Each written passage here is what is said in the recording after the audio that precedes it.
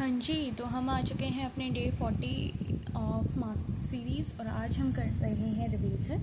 जैसे कि हमने सारा सिलेबस काइंड ऑफ कंप्लीट कर लिया है। अब हम अभी जून वाले अटेम्प्ट के लिए आपके लिए बस रिवीजन करा रहे हैं। तो हम इसमें आज का रिवीजन में पढ़ने वाले हैं डेरिडा को, फेमिनिज्म, पोस्ट कॉलोनियलिज्म, ये सारी चीज़ें हम करेंगे और कितनी वेव्स हैं फेमिनिज्म की, ये सारी चीज़ें अभी हम देखेंगे। तो बिना किसी देरी के हम शुरुआत करते हैं अपने आज के लेक्चर को। फॉर दोस्त जो बिल्कुल ही बिगिनर हैं, जिन्होंने आज तक नहीं पढ़ा है, जो पहली बार पढ़ रहे हैं, उनको मैं बता दूं फॉर योर कन्वीनियंस कि आप प्लेलिस्ट में जाएंगे, देखेंगे, आपको सेपरेट वन शॉट्स देखने को मिलेंगे फेमिनिज्म का, पोस्ट कॉलोनियलिज्म का, जैक्स डेरिडा का, है ना। तो वहाँ से अगर आप एक बार वो वन शॉट्स कर लेंगे, यू आर सॉर्टेड, है ना।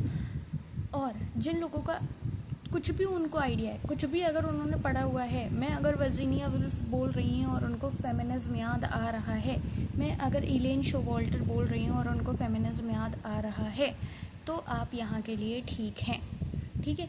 अब हम रिवाइज़ कर रहे हैं, हम रिवीजन स्टार्ट करते हैं और हम अपने पार्ट फर्स्ट में देखते हैं डीकंस्ट्रक्शन और जैक्स डेरिडा, ठीक है। अगर मैं बात करूँ तो ये जो हम स्ट्रक्चरलिज्म देख रहे थे, जिसमें हमने बहुत देखा था कि सारी चीज़ें बहुत स्ट्रक्चर में हैं, है ना। ये जो हम एक साइन, सिग्निफायर, सिग्निफाइड, ये वाला जो हम कॉन्सेप्ट पढ़ रहे थे, उससे हम जब आगे बढ़ते हुए डीकंस्ट्रक्शन की तरफ आए तो इसमें हमको पता लगा कि डीकंस्ट्रक्शन कोई भी डिस्ट्रक्शन नहीं है, ये कुछ भी अलग नहीं कर रहा है। It is just a close reading strategy that shows how text are internally contradictory. जो हम कह रहे थे कि फिक्स्ड मीनिंग है, ये चीज़ें हैं, वो चीज़ें हैं, वैसा कुछ नहीं है। बात सिर्फ इतनी सी है कि जो मीनिंग है वो फिक्स्ड नहीं है, वो कहीं ना कहीं कॉन्ट्राडिक्टरी होता है। That is the main concept of deconstruction. ये सबसे ज़्यादा इम्पॉर्टेंट थ्योरी है और इसको लोग गलत समझ लेते हैं कि डीकंस्ट्रक्शन है तो सारी चीज़ें टूट फूट गई, सब बदल दिया गया। नहीं, डीकंस्ट्रक्शन डिस्ट्रक्शन नहीं है, ये एक क्लोज रीडिंग स्ट्रेटजी है that shows how text are internally contradictory, how they undermine the very claims that they seem to make. Every text carries within its seeds of own undoing. Derrida showed that Western thinking is built on unstable binary opposition, and deconstruction exposes this instability. अब देखो बात क्या हुई, हम binary oppositions पढ़ रहे थे, है ना। अगर जिनको नहीं मालूम है उनको एक बार मैं दिखा दूँ, मैं जो आपको रिवाइज़ करा रही थी, क्योंकि मुझे लगता है आपको एक आइडिया होना बहुत ज़रूरी है कि हम कर क्या रहे हैं।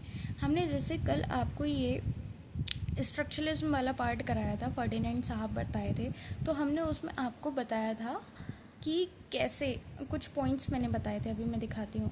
जैसे बेस सुपर स्ट्रक्चर का कॉन्सेप्ट हो गया, या फिर आइडियोलॉजी हो गया, क्लास स्ट्रक्चर हो गया, एलिनेशन हो गया, है ना। और इसमें अभी आपको बाइनरी अपोजिशन देखने को मिलेगा या हेजेमनी देखने को मिलेगा, हेजेमनी। तो ये सारी बहुत इंपॉर्टेंट चीज़ें हैं, अगर आपने अभी तक नहीं देखा है तो आपको देखना है ना, ये इम्पॉर्टेंट है। तो ऐसे ही डीकंस्ट्रक्शन में हम सबसे पहला कॉन्सेप्ट जो पढ़ते हैं वो पढ़ते हैं डिफरेंस। और डिफरेंस ये सबसे मास्टर कॉन्सेप्ट है, ये मेन कॉन्सेप्ट है। और इसमें डेरिडा ने कहा कि Derrida invented word that looks like difference but in French but has a instead of e invisible in speech only visible in writing। अब देखो बात क्या है, बात ये है जो डिफरेंस है, हम डिफर पढ़ते हैं, है ना, डिफरेंस पढ़ते हैं, तो डिफरेंस में ई है, यहाँ क्या है, ए है। तो जो ये ई और ए का डिफरेंस है, बस इतना ही मेन कॉन्सेप्ट है। डेरिडा का कहना यही है कि हम जो बोल रहे हैं ज़रूरी नहीं वो सेम मीनिंग रख रहा हो, समझ रहे हो। डिफरेंस और डिफरेंस में अंतर है, ई और ए में अंतर है, मीनिंग चेंज हो रहे हैं, फिक्स्ड मीनिंग नहीं है, ठीक। ये एक आप पेन मान सकते हैं जिसमें आपको दो मीनिंग देखने को मिल रहे हैं। पहला टू डिफ़र मतलब कोई दो चीज़ें जिनमें अपना कुछ डिफरेंस हो फ्रॉम अदर साइंस। जो हम साइंस का बात कर रहे थे वर्डेनिंग साहब का, कि sign is made up of signifier and signified, है ना। तो उनका कहना है कि ये इसलिए मीनिंग प्रोड्यूस हो पा रहा है क्योंकि वो आपस में अलग अलग मतलब रख रहे हैं, साइंस डिफरेंस है। बैट, डॉग, कार, सब में अपना अपना मतलब है, अलग अलग है, इसलिए कैट का मतलब अलग है। समझे? इतना कंफ्यूज होने वाली बात नहीं है। डिफरेंस का मेन कॉन्सेप्ट जो मैंने 2 लाइन स्टार्टिंग में बताई, सिर्फ वही मेन है। ठीक। टू डिफर जैसे DIFFER है और DEFER है, तो इसका मतलब क्या है कि meaning is always postponed, you never arrive at the final stage, stable, signified. Every definition uses more words which needs more definitions infinitely. कभी भी आप एक फाइनल मीनिंग पे नहीं पहुंच सकते, क्योंकि meaning is never fully present, it is always already both a spatial difference and a temporal difference. ये जो मैंने बताया, स्पेशियल डिफरेंस और temporal difference. There is no transcendental signified, that is no meaning outside the play of differences. वहीं अगर मैं बात करूँ बाइनरी अपोजिशन की, तो बाइनरी अपोजिशन जैसे हमने पढ़ा था nature, culture, presence, absence, male, female, तो हम इसमें ये कह रहे थे कि हम जो स्टार्टिंग वाला होता है, पहला होता है, उसको हम सुपीरियर मान लेते हैं, अगले वाले को इन्फीरियर मान लेते हैं। तो western metaphysics is built on binary opposition where one term is privileged. वही जो मैंने कहा कि पहले वाले को हम प्रिविलेज दे देते हैं दूसरे वाले के कंपैरिजन में। लाइक अगर हम बोल रहे हैं स्पीच, राइटिंग या प्रेजेंस, अब्सेंस, तो हम प्रेजेंस को प्रिविलेज दे रहे हैं, है ना। Derrida move invert the hierarchy. इनका क्या कहना था कि invert the hierarchy, so show the supposedly inferior show that term is pure. कभी ये नहीं था कि इसको इन्फीरियर दिखाओ, इसको सुपीरियर दिखाओ, इनका सीधा था डिस्प्लेस द अपोजिशन, जो है वो प्योरली दिखा दो। Each is contaminated by the other. Example, speech is suppose to be more direct, more present, more authentic than writing. इसलिए आप देख रहे हो यहाँ स्पीच को हम प्रिविलेज कह दे रहे हैं और राइटिंग को हम इन्फीरियर कहते हैं, है ना। तो Derrida shows in of grammatology that speech already operates like writing, it already involves difference, spacing and absence. मुझे लगता है कि आप अगर मेरे से डिटेल में पढ़े हुए हैं तो अभी आपका ये रिवीजन ढंग का हो रहा होगा, और अगर आपने डिटेल में नहीं पढ़े हैं तो आपको लग रहा होगा अरे क्या ही है ना। लोगोसेंट्रिज्म और फोनोसेंट्रिज्म की अगर मैं बात करूँ, ये 2 टॉपिक ऐसे हैं जिनको आपको याद रखना है। लोगोसेंट्रिज्म क्या होता है, देखो हम जैसे अगर एरिस्टोटल मैंने पढ़ा दिया है आपने, आप मेरे को बताओ आपने एरिस्टोटल, प्लेटो ये सब पढ़े हैं या नहीं पढ़े हैं, एक बार जरा कमेंट डाउन करके बताना मेरे को, है ना। Western philosophy has always privileged logos, that is reason, word, speech as a center, a ground, a presence that precedes language and guarantees meaning. Plato privileged speech over writing. Plato तो वैसे भी poetry को इतनी तवज्जो नहीं दे रहे थे, है ना। तो Plato privileged speech over writing, Aristotle privileged presence, Derrida calls this logocentrism. The belief that language can directly express और कैप्चर रेशनल ट्रुथ। लोगोसेंट्रिज्म क्या है कि एक जो मानना है कि लैंग्वेज अपने आप में डायरेक्टली एक्सप्रेस कर सकती है चीज़, पूरे ट्रुथ को, रेशनल ट्रुथ को। वहीं फोटोसेंट्रिज्म कह रहा है कि specifically privileging spoken language over written language. आप फोटोसेंट्रिज्म में क्या कर रहे हो, स्पोकन लैंग्वेज को प्रिविलेज दे रहे हो, क्योंकि speech appear more immediate, more present. Deconstruction ने इसी बात को चैलेंज करते हुए कहा कि कोई भी ट्रांसडेंटल प्रेजेंस नहीं है लैंग्वेज के पीछे that guarantees meaning. Deconstruction is all related to meaning and the main point is कि कोई भी फिक्स्ड मीनिंग नहीं है, आप वहाँ तक नहीं पहुँच सकते। द ट्रेस की अगर मैं बात करूँ तो ये कहना है कि अगर मीनिंग प्योर है, प्योर डिफरेंसेस हैं, कोई भी अगर ऐसे if meaning is pure difference then every sign carries within the trace. Trace अगर मैं आपसे कहूँ तो अगर मैं बात करूँ तो ये है प्रेजेंस ऑफ एन एब्सेंस, किसी का ना होना भी होना, है ना। Every sign is marked by what is not. अगर आप कैट बोल रहे हो तो इसका मतलब है वहाँ पे ट्रेस ऑफ बैट है, डॉग है, कार है, जो वहाँ पर हो सकते हैं फिर भी होके नहीं है, जो आपका मीनिंग शेप कर रहे हैं। देखो बहुत सिंपल सी बात है कि अगर आप बोल रहे हो कैट, तो वहाँ दूसरी चीज़ नहीं है, इसलिए आप वहाँ कैट बोल रहे हो, है ना। अब ये चीज़ें आपको बहुत ऐसा कंफ्यूजिंग लग सकती हैं, बट ट्रस्ट मी कि आप मानिए ये चीज़ें कठिन नहीं हैं, क्योंकि trace is always already erasing it self, it can not be directly perceived, trace is neither presence not absence but the condition of both. मतलब कुछ भी टेक्स्ट के बाहर नहीं है, सब कुछ टेक्स्ट के अंदर है। वो अगर साफ साफ लिखा नहीं गया है फिर भी कहीं ना कहीं उसका वहाँ पे महत्व निकल के आ रहा है। समझ रहे हो? छिपी हुई बातें जो होती हैं, जो आपको डायरेक्टली नहीं दिख रही हैं बट वो हैं। ठीक, ऐसे ही अगर मैं बात करूँ द सप्लीमेंट की, तो इन बाइनरी अपोजिशन, तो अगर हम बात करते हैं कि बाइनरी अपोजिशन में हमारे पास दो टर्म हैं, जिसको हम पहले वाले को प्रिविलेज दे रहे हैं, दूसरे वाले को हम इन्फीरियर कह रहे हैं, है ना। तो आपको ये समझना पड़ेगा कि वो इन्फीरियर नहीं है, वो सप्लीमेंट कर रहे हैं, एक दूसरे को सप्लीमेंट कर रहे हैं। जो दूसरा वाला है वो उसको सप्लीमेंट कर रहा है। वो जैसे कि हम कहते हैं कि अगर दुख नहीं आएगा तो खुशी की वैल्यू कैसे रहेगी इंसान के जीवन में, समझ रहे हैं। या हम कहेंगे कि अगर सब अच्छे हो जाएंगे तो अच्छे और बुरे में फ़र्क कैसे पता लगेगा, तो वो सप्लीमेंट है, समझ रहे हो। अगर मैं बात करूँ there is nothing outside the text, ये बहुत इंपॉर्टेंट है क्योंकि ये बहुत ही मोस्ट मिसअंडरस्टूड स्टेटमेंट है और फ्रॉम ऑफ ग्रामेटोलॉजी 1967। इसका ये मतलब नहीं है कि फिज़िकल रियलिटी एग्जिस्ट नहीं करती है, बल्कि इसका मतलब है कि there is no meaning, no context, no referent that is accessible outside of the textual differential structure. Reality आप साइंस के थ्रू ऑपरेट कर सकते हैं, जो डिफरेंस के थ्रू होती है। मतलब जो भी आपका मीनिंग है वो सब कुछ टेक्स्ट में ही है, ठीक है। आ गया समझ में? ठीक है। There is no pure presence outside of language. मुझे लगता है इससे आपको सब कुछ तो समझ में आया होगा, कुछ तो आपका रिवीजन हो रहा होगा।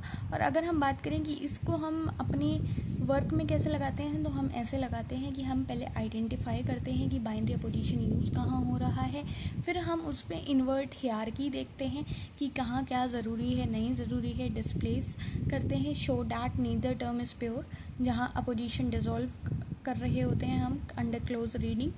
ट्रेस का कॉन्सेप्ट हो गया या अनडिसेबल का कॉन्सेप्ट हो गया, ये सारी चीज़ें हम लगाते हैं। इसमें आपको याद रखने हैं Paul de Man, that who is a American deconstructive literary critic, और इनका की कॉन्सेप्ट जो है एल्गरी ऑफ रीडिंग, इसको याद रखना क्योंकि इसका मतलब है literary text are always about the impossibility of their own reading, they stage their own misreading. ठीक, आप एक चीज़ को अलग अलग मूड पे अगर आप पढ़ रहे हैं तो जिस समय आपका जो इमोशन हाई होगा आप उस पर्सपेक्टिव से चीज़ें समझने लग जाएंगे, है ना। अगर मैं बात करूं फेमिनिज्म की, हाँ जी, अगर मैं फेमिनिज्म की बात करूं तो हमने देखा था, अभी हम क्विक रिवीजन कर रहे हैं, हम जान रहे हैं कि हमने 3 वेव्स ऑफ फेमिनिज्म देखी थी, जहां हमने देखा था कि फेमिनिज्म में जो पहली वेव थी उसमें हमारा फोकस था लीगल इक्वालिटी पे, वोटिंग राइट्स पे, प्रॉपर्टी राइट्स पे, एजुकेशन पे, लीगल पर्सनहुड पे। वहीं हमारी सेकेंड वेव पे हमारा फोकस था सोशल कल्चरल इक्वालिटी पे, और पर्सनल इज पॉलिटिकल वाला कॉन्सेप्ट हमने उठाया हुआ था सेक्सुअलिटी पे, reproduction, work, family and culture. वहीं थर्ड वेव में हमारा फोकस था इंटरसेक्शनैलिटी, डाइवर्सिटी, पोस्ट स्ट्रक्चरलिज्म, जो एक आइडिया ऑफ यूनिवर्सल वुमेन को चैलेंज कर रहा था। फर्स्ट वेव में हमको देखने को मिली थी Mary Wollstonecraft, Seneca Falls, suffragettes, 90th amendment जो हुआ था जहाँ वुमेन्स राइट टू वोट मिला था, या वुमेन्स सफ्रेज इन यूके देखने को मिला था। तो यहाँ पे हम एक पोजीशन मांग रहे थे जहाँ वुमेन को लीगली इक्वल माना जाए मेन से, जिससे सोसाइटी हमारी अच्छी हो। वहीं अगर मैं बात करूँ सेकेंड फेज की, तो उसमें हमें साइमन डी वीगोर, जहाँ हमको देखने को मिला सेकेंड सेक्स, है ना, जिस अदर की तरह माना जा रहा था, बेटी फ्रीडन, केट मिलेट, और रिप्रोडक्टिव राइट्स हो गए, the personal is political slogan, ये बहुत इंपॉर्टेंट है। तो मेजरली आपको लीगल इक्वलिटी फर्स्ट वेव में मिल गई, फिर पता लगा कि वो केवल इम्पॉर्टेंट नहीं है, फिर हमको कल्चरल, इकोनॉमिक और सोशल इनइक्वालिटीज़ को भी लड़ना पड़ेगा। फिर अगली बात जब हमारी आती है थर्ड वेव में, तो हमारा फोकस इंटरसेक्शनैलिटी, पोस्ट स्ट्रक्चरलिज्म, इस सब में रहता है। तो हमको ज्यूडिथ बटलर हो गई, जिनका जेंडर ट्रबल बहुत इंपॉर्टेंट है, क्रेनशॉ, राइट ग्रिल मूवमेंट हो गया, या बेल हुक्स इम्पॉर्टेंट है, मतलब इन्होंने तो अपना नेम भी लोअर केस में रखा है टू डिफाइन फेमिनिज्म, है ना, एक तरह से शो करना जेंडर इंटरसेक्शंस राइट्स, ये सारी चीज़ें, ठीक। ऐसे करके आपको फोर्थ वेव एक याद रखनी है जो अभी हमारी 2010 से प्रेजेंट तक है, जहाँ पे ये लोग मतलब इतना माना नहीं जा रहा है कि ये फोर्थ वेव है, बट आइए एक सोशल मीडिया एक्टिविज्म की तरह मी टू टाइम्स ऑफ टाइप आप मान सकते हैं, ठीक है। अगर मैं आपसे कहूँ कुछ लिटरेरी फेमिनिस्ट जो आपको याद रखने हैं, Simon D weber, second sex का जो one is not born but becomes a women is other दिखाए गए हैं। ये सब अगर डिटेल में नहीं पढ़े हैं तो पढ़ लेना, मैंने सारे पढ़ाए हुए हैं, तभी मैं कह रही हूँ कि वो आप देख लो, one shots you are sorted. Betty Friedan हो गए, केट मिलेट हो गए, है ना, इलेन शोवाल्टर, इनका गाइनोक्रिटिसिज्म का जो कॉन्सेप्ट है वो इम्पॉर्टेंट है। अगर मैं बात करूँ the made women in the attic, ये नहीं पढ़ा हो तो पढ़ लेना, जिसमें एंग्जाइटी ऑफ ऑथरशिप आया है। अच्छा, दो टर्म है, एक एंग्जाइटी ऑफ ऑथरशिप, एक है एंग्जाइटी ऑफ इन्फ्लुएंस। तो बताओ एंग्जाइटी ऑफ इन्फ्लुएंस किसने दिया है, क्या मतलब होता है इसका, कमेंट डाउन करो, क्योंकि हमने ये कल ही पढ़ा है। The laugh of the Medusa, जहाँ आपको देखने को मिल रही है Medusa as a feminist icon by Helen शिशु। और अगर आपसे बात करूँ ल्यूस इरिग्रे और जूलिया क्रिस्टेवा, इंटरसेक्सुअलिटी का कॉन्सेप्ट आपको याद रखना है, जूडिथ बटलर। अगर मैं बात करूँ वर्जीनिया वुल्फ, बेल हुक्स, ये सारे आपको याद रखने हैं, ठीक है। ये कुछ आपके फ्रेंच फेमिनिज्म और एंग्लो अमेरिकन फेमिनिज्म में कुछ डिस्टिंक्शंस हैं जो पूछ लिए जाते हैं, वो आप यहाँ देख सकते हो कि कौन फ्रेंच है, कौन एंग्लो अमेरिकन है, उनका क्या क्या मेन फोकस है, क्या क्या थ्योरेटिकल बेसिस हैं, ये सारी चीज़ें आप इस टेबल की तरफ से जान सकते हैं, पढ़ सकते हैं, क्या स्टाइल है, क्या ये कॉन्सेप्ट है, ये you can refer this table. अगर मैं बात करूं आपसे पोस्ट कॉलोनियल थ्योरी की, तो पोस्ट कॉलोनियल थ्योरी आपको मालूम है ये कॉलोनियलिज्म के बाद वाला जो टाइम शुरू हुआ है, वहाँ पे हमने देखा है कि कॉलोनियलिज्म ने कैसे चीज़ें बदली हैं, कैसे वो अभी तक चीज़ें बदल रहा है, कैसे प्रभावित है हमारी कल्चर, हमारी आइडेंटिटी। और इसका मतलब ये नहीं है कि कॉलोनियलिज्म ख़त्म हो गया है, बट इसका मतलब है कि ये आफ्टर कॉलोनियलिज्म वाला टाइम पीरियड चल रहा है, जहां आपको देखने को मिल रहा है इसके after effects in the terms of economic, cultural and psychological effects, ठीक है। ये आपको याद रखना है। अगर मैं बात करूँ कुछ थ्योरिस्ट की, तो फ्रेंच फेनन सबसे पहले आ रहे हैं, जिन्होंने साइकोलॉजिकल फाउंडेशन रखी कि कैसे कॉलोनियलिज्म का हमारा दिमाग पे एक साइकोलॉजिकल इफ़ेक्ट रहा है, कैसी चीज़ें एक साइकोलॉजिकल वायलेंस किया कॉलोनियलिज्म ने, जो लोगों को आज तक कॉलोनलाइज रखा हुआ है। डबल कॉन्शियसनेस का यहाँ कॉन्सेप्ट आया था जो मैंने पढ़ाया था।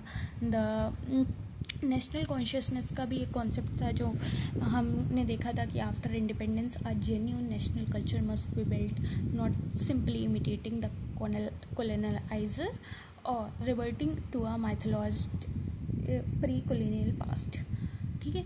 एडवर्ड सईद का ओरिएंटलिज्म, जिसमें हमने देखा कि ईस्ट को एज एग्जॉटिक दिखाया गया है ना, तो वो वाला कॉन्सेप्ट कि वेस्टर्न ही अच्छा है वो। अगर मैं बात करूं आपसे होमी के बाबा का हाइब्रिडिटी का कॉन्सेप्ट, मिमिक्री का कॉन्सेप्ट, यहाँ सब कुछ लिख दिया है मैंने, है ना, आपके लिए यहाँ सब लिख दिया है, आप पढ़ो। आप अगर अभी तक नहीं पढ़ा है, वीडियो पॉज करो, पढ़ो। लेकिन मैं आपको बस रिवाइज करा रही हूँ, क्योंकि आपको बड़ी बड़ी थ्योरीज लिखने को नहीं आ रही हैं जो आपको पूरी गाथा पता हो, आपको कीवर्ड याद होने चाहिए। मैं होमी के बाबा कह रही हूँ तो आपके दिमाग में मिमिक्री, हाइब्रिडिटी, थर्ड स्पेस, ये 3 टर्म तो आने ही चाहिए। ये 3 टर्म आपके दिमाग में इसलिए आने चाहिए क्योंकि आपसे कैसा भी क्वेश्चन आएगा और उसमें होमी के बाबा आया होगा तो आप कीवर्ड्स ढूंढ लोगे। अच्छा, मिमिक्री का कॉन्सेप्ट है क्या इसमें हाइब्रिडिटी का कॉन्सेप्ट है क्या, समझ ऐसे करके। मैंने आपको बहुत इंटरकनेक्टिविटी बार बार बताई है कि कैसे चीज़ें आप कनेक्ट करके कीवर्ड ढूंढ के क्वेश्चंस कर सकते हो। अब मुझे नहीं पता आप कितना कर रहे हो नहीं कर रहे हो, but you should have to do. Third space mimicry, hybridity कि हम भले ही आपकी लैंग्वेज यूज़ कर रहे हैं बट हम कह तो अपनी बात रहे हैं, अपने तरीके से कह रहे हैं। हाइब्रिडिटी कि आप थर्ड कल्चर जो हमारा बनता है, कभी भी जो दो कल्चर्स मिलते हैं तो थर्ड कल्चर कभी भी एक साइड एक पार्टी का नहीं होता है, वो सिंपल मिक्सचर होता है ना। एम्बिवेलेंस आपको याद रखना है। गायत्री चक्रवर्ती स्पिवाक जैसे ही आ रही हैं वैसे सबाल्टर्न आपके दिमाग में आ जाना चाहिए, जो मार्जिनलाइज्ड लोगों के लिए आवाज़ उठाई जा रही है। इनका work can the subaltern speak अगर नहीं पढ़ा है तो अभी तक पढ़ना ही पढ़ना है। अगर मैं बात करूँ एक्वे, या फिर अगर मैं कुछ कॉन्सेप्ट्स की बात करूँ लाइक डायस्पोरा, क्रियलाइजेशन, नेक्रिट्यूड, डीकोलोनलाइजिंग द माइंड, तो ये सारे ऐसे वर्क्स हैं जो अभी तक नहीं पढ़े हो तो पढ़ लेना, क्योंकि दीज आर इम्पॉर्टेंट। और मेरा मकसद यही है कि मैं आपको बार बार बता दूँ कि ये सारी चीज़ें इंपॉर्टेंट है, एक बार देख लो, है ना। पोस्ट कॉलोनियल रीडिंग्स क्योंकि डिटेल में मैं ऑलरेडी पढ़ा चुकी हूँ, और अगर नहीं पढ़ी है तो पढ़ लो, अभी भी टाइम है। शेक्सपियर का द टेम्पेस्ट हो गया, डिफोक रोबिन्सन का क्रूसे हो गया, कॉर्नेट्स का हार्ट ऑफ डार्कनेस हो गया, ये सारी चीज़ें आप देख सकते हो। और ये एक मास्टर टेबल में दे रही हूँ जिसको आप आराम से देखो, आराम से पढ़ो और समझो कि क्या है क्या नहीं है, ठीक है। आप वीडियो पॉज कर करके देख लेना। I have to go somewhere and sorry but I will try to cover up this thing in the next video. Okay, see you in the next class. मिलते हैं, पढ़ते रहो, अपनी चीज़ें कमेंट डाउन कर देना जो भी दिक्कत आए। ओके।